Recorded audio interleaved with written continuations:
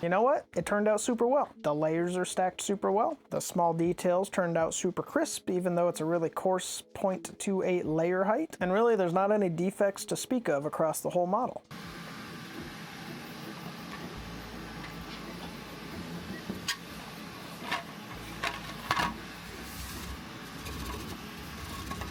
There is, however, a little bit of evidence of ringing present, which we've seen on machines like the Creality Hi and the Anycubic Cobra S1 recently.